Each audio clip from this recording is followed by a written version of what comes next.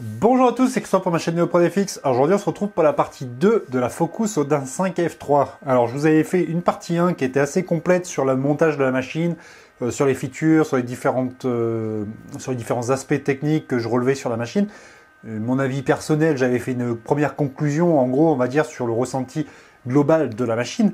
Là, je vais vous faire ma conclusion sur l'utilisation de la machine en elle-même. Et je vais également vous faire une petite partie sur le logiciel de tranchage de la machine en elle-même. En fait, c'est un dérivé de Cura. Hein. Vous verrez, de toute façon, je vais vous mettre une petite partie dédiée à ça, juste après là. Donc, du coup, ce que je vais faire, c'est que là, je vais vous parler des objets que j'ai imprimés avec et mon ressenti. Est-ce que c'est une machine qui vaut le coup ou pas? Alors, dans la première partie, j'avais expliqué comme quoi, moi, je ressentais que c'était une bonne machine, hein, de l'aspect mécanique. En lui-même, la machine est bien pensée. L'assemblage était hyper simple. C'est une machine qui est quasiment prémontée, hein, comme vous l'avez vu. Franchement, en 20 minutes, la machine était assemblée. On a juste quelques vis à monter, régler le portique, le mettre bien d'équerre, bien contrôler que les excentriques sont bien réglés également, des petites roulettes. Hein. Franchement, ça peut être une bonne machine pour commencer. D'ailleurs, elle est déjà vendue. La personne qui va la recevoir, je pense qu'il va se faire plaisir dessus. Moi, j'ai obtenu de très très bons résultats. Je vous ferai des gros plans de toute façon de tous les objets que j'ai fait avec. Il n'y en a pas beaucoup, mais ça m'a permis de voir les capacités techniques de la machine en elle-même. Et franchement, que j'imprime ce nombre d'objets-là ou que j'en imprime, je pense, plus, j'obtiendrai toujours les mêmes résultats parce qu'au final, ça a l'air d'être fiable. Moi, ça tient pour moi. Tout ça, ça s'est bien passé. Il y en a pour pas grand-chose. Il y en a pour, je sais pas, une petite semaine d'impression. C'est pas grand-chose. Hein. Quand je vous dis une petite semaine, c'est des prints genre sur une nuit. Il y a celui-là qui est sorti, sur une autre nuit. Enfin, je veux dire, c'est des trucs, ça se fait sur une semaine pour faire quelques petits objets. En plus, c'est différents matériaux que je vais vous expliquer ce que j'ai passé dessus. A fait le job, clairement, a fait le job. Ça me plaît. C'est une machine qui est vraiment intéressante. Voilà, c'est clairement une machine intéressante. C'est bien conçu. Il y a un direct drive. Les nappes plates, pour l'instant, ça s'est pas déformé. Hein, ça tient très bien.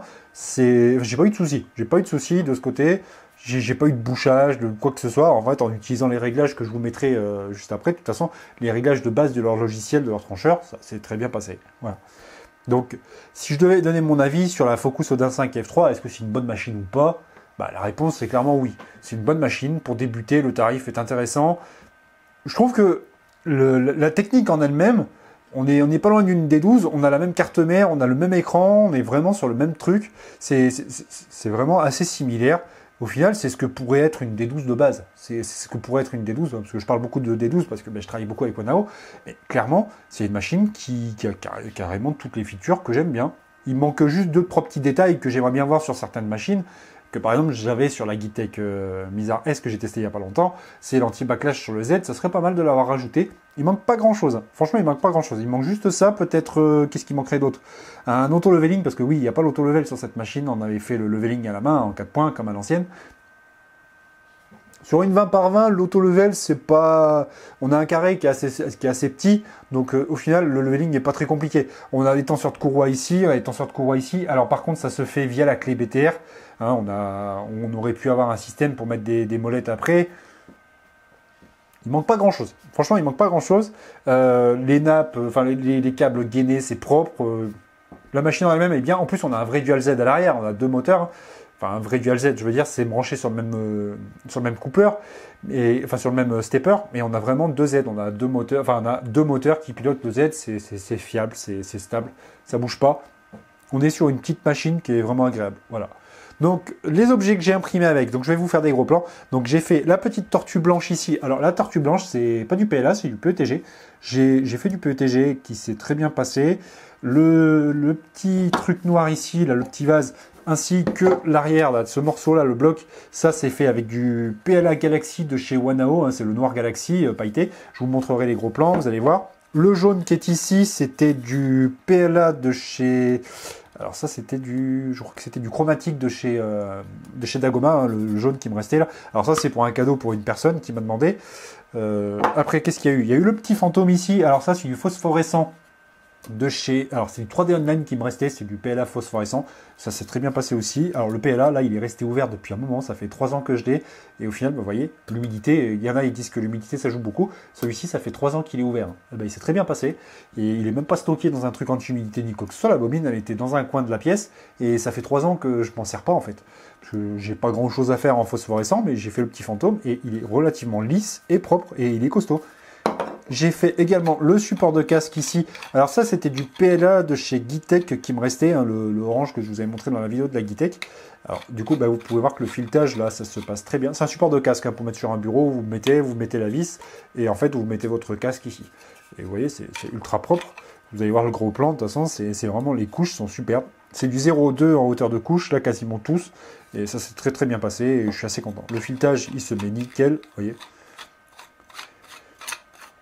D'ailleurs, dans le Cura que je vais vous présenter, enfin le Cura, le logiciel de tranchage de chez Focus, là, c'est ça qu'on a tranché et c'est le résultat qu'on a obtenu après les réglages. Voilà. Donc ensuite, j'ai fait un petit peu de TPU. Alors ça, c'est un petit fichier que j'avais déjà fait sur d'autres machines. Je l'avais fait sur une Creality Ender 3 à l'époque.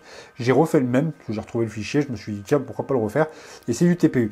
C'est du TPU, il a très bien passé dessus. C'est TPU 95 par contre. TPU 95, c'est du PLA assez rigide, donc même le Direct Drive, il l'a bien passé. J'avais fait du PLA Flex de chez Wanao. Alors le rendu me plaisait pas, parce que c'est le PLA Flex en lui-même qui est pas top.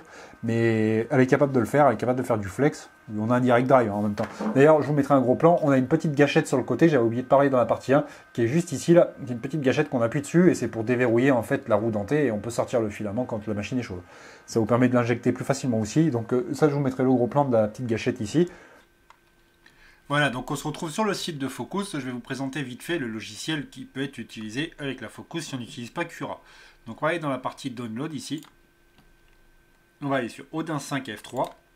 Et là, ici, on peut voir qu'on peut télécharger le Focus Slicer. Alors, si on clique dessus, ça va télécharger un fichier zip. Alors, par contre, c'est uniquement pour Windows pour le moment.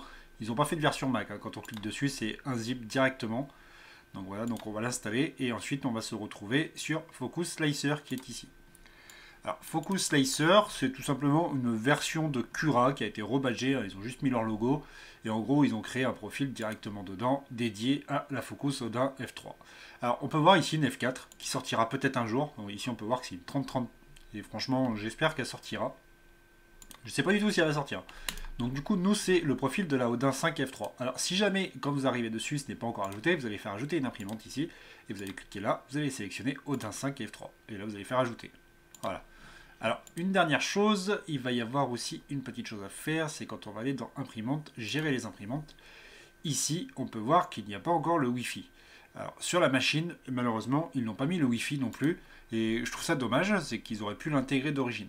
Mais bon, ils l'ont pas fait. Ça peut se mettre à jour après. Si jamais vous voulez une mise à jour du Wi-Fi, possible que je vous fasse une vidéo dessus si jamais ça vous intéresse. Alors, maintenant, ce qu'on va faire, c'est qu'on va regarder ici. Ils ont créé des profils. On peut voir ici les profils qui sont utilisés de base dans Cura. Hein.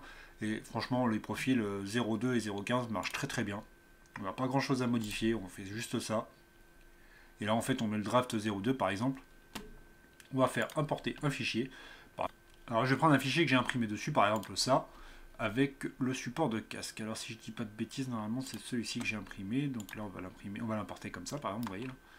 On va l'importer, on va le déplacer, le mettre comme on veut, hein, si on veut le placer un peu plus au centre, par exemple ici. Tac. Là, c'est un fichier qui s'imprime sans support et en fait, vous pouvez le lancer directement, le découper ici. Alors, dans le logiciel, c'est un Cura, donc les conseils, ça marchera également sur un Cura. Ça se passera de la même façon. C'est juste que vous n'aurez pas la Odin 5 F3 directement dans un Cura. Donc, c'est pour ça que c'est pratique d'utiliser leur logiciel à eux, si vous comptez utiliser que la Focus. Donc, dans les réglages, tout ceci, là, ce sont des réglages par défaut qui sont définis par rapport à ce profil-là. Je trouve qu'ils marchent très très bien. Après, vous voyez, les supports ici sont activés, vous n'êtes pas obligé de les laisser. Alors, ce que je vous conseille d'activer, moi, c'est l'interface de support ici. En fait, ce que ça va faire, c'est qu'au-dessus de vos supports, ça va créer une croûte qui permettra de déplacer les supports beaucoup plus facilement. On pourra les décoller de meilleure façon. Et au final, ça ne sera pas trop soudé à la pièce. Alors, qu'est-ce qu'on va avoir d'autre à toucher? Pas grand-chose. Avec ces réglages-là, franchement, vous aurez un bon rendu, vous aurez quelque chose de pas trop mal. Je vous fais vraiment quelque chose de simple. Après, des réglages plus poussés sur Cura, je pourrais vous en faire plus tard, en faisant des vrais tutoriels sur Cura. Donc là, on va mettre découper. On va regarder ce que ça donne. Voilà, donc là, on va cliquer sur aperçu. On nous dit que le fichier, il y en a pour 11 heures et 118 grammes. Alors là, vous pouvez voir que par exemple, les supports, vous voyez, ça en a mis beaucoup dans le trou là. Le trou qui est ici là. Le filetage, ça a mis beaucoup de supports. Il est possible que vous galériez à les enlever. Moi, franchement, cette pièce, je vous dis, sans support, ça pourrait passer. Il risque d'y avoir un petit peu ici de défaut si vous le faites sans support. Donc ce que vous pouvez faire, c'est réduire ici l'angle de porte-à-faux. Vous voyez ici le 50 degrés, vous voyez votre pièce, là, tout ce qui est en rouge, en fait, c'est le porte-à-faux. Si vous réglez, par exemple, à 70, vous voyez qu'ici, la zone a réduit. Et franchement, en arrivant ici, ça peut largement le faire. Vous pouvez découper ici. Alors, une autre chose, avant de faire ça, vous voyez ici la largeur de bordure. C'est en fait la croûte que ça va créer autour de la pièce pour favoriser l'adhérence de la pièce. Alors, nombre de lignes, 20, ça fait beaucoup. Moi, je trouve que 5 lignes, ça suffit largement. Après, c'est vraiment si vous voulez mettre une bordure. Vous n'êtes pas obligé. Le radeau, je vous le déconseille, sauf si vous faites des pièces qui ont une très faible surface d'adhérence, c'est-à-dire des pièces avec des pics ou des trucs comme ça. Sinon, le radeau sur une pièce plate comme celle-ci, ce n'est pas recommandé. La jupe, c'est pas obligatoire non plus. Et en fait, ça sert limite de purge autour de la pièce. Donc là, on va essayer sur bordure. Ça vous favorisera l'adhérence. Voilà. Voilà, donc là, on nous dit qu'il y en a pour 10 heures. On va faire un aperçu. On va regarder ce que ça donne. Vous voyez, là, il y a moins de support. Ça sera plus facile à enlever. Alors ça, pour l'enlever, vous pouvez les casser avec une pince. Hein, ça se passera très bien. Là, les bordures, on en a beaucoup moins. Donc la pièce se passe vraiment très bien. C'est vraiment pas mal. Là, on peut voir qu'il y a un petit texte. Normalement, ça devrait réussir à le faire sans problème dans le vide. Ça n'a pas mis de support dedans, vous pouvez voir. Là, il n'y a pas de support dedans, donc ça va bien se passer. Ça va garder les détails du texte. Là, on peut faire enregistrer sous et l'envoyer sur la carte micro SD et ensuite lancer l'impression sur notre Focus. Voilà. Donc la partie logicielle, c'est vraiment simple. Prenez pas la tête à modifier les réglages et tout. Moi, j'ai testé avec le Draft 02, le Normal 015 et ça s'est très bien passé. Le Draft 02, je l'ai même utilisé pour faire du TPU. Alors là, vous n'êtes pas obligé de modifier, hein, vous pouvez laisser comme ça. Si vous voulez garder les modifications que vous faites par rapport au support ou autre chose, vous pouvez cliquer ici sur la petite flèche et créer ici un profil à partir des paramètres de forçage actuels. Vous faites ça, et là vous appelez ça, je sais pas moi, Focus, sup, pour par exemple support, par exemple pour ce qu'on vient de faire. Et là vous avez un profil qui est tout prêt et vous pourrez utiliser autant que vous voulez par rapport à des réglages que vous auriez modifiés. Autant de couches, tout le reste. Là, en fait, moi vraiment, les réglages, je vous dis, si vous voulez faire des tests pour commencez déjà avec des réglages comme ceci. Après, le remplissage, 20% ici, vous pouvez le modifier. Hein. Vous pouvez changer, mettre moins de remplissage et tout. Là, c'est une pièce qui est quand même censée supporter un peu de poids, parce que c'est un support de casque. 20%, c'est très bien. C'est très bien. Après, grille, vous pouvez le modifier. Vous pouvez mettre gyroïde, par exemple. Gyroïde, ça a des comportements différents. Ça vous permettra d'avoir toujours une bonne qualité d'impression. Et au final, gyroïde, des fois, il arrive à être plus rapide que le mode grille. Et on gagne légèrement en taille de remplissage. C'est-à-dire qu'en gros, là, si je fais aperçu, on va attendre que ça génère, voilà. Et en fait, là, vous pouvez voir que le gyroïde, il y a beaucoup de remplissage. C'est quand même assez complexe. Donc là, on peut descendre le remplissage à 10%. Et ce qu'on peut faire, si on veut gagner vraiment de la force dans notre objet, ici, on peut regarder le nombre de lignes de parois. Alors, le nombre de lignes de parois, si vous voulez quelque chose de vraiment costaud, vous pouvez mettre, par exemple, ici 4 parois. Et 4 parois avec une largeur de ligne de 0,4, ça vous fera des parois de 4 x 4, 16. Ça fera 1,6.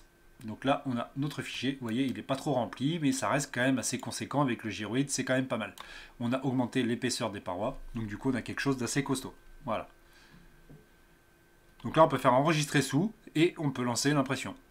Après, j'ai rien de plus à dire sur la Focus Odin 5 F3. Hein. J'ai vu qu'ils vont sortir une nouvelle machine qui est un peu plus évoluée avec une caméra sur le portique sur le côté.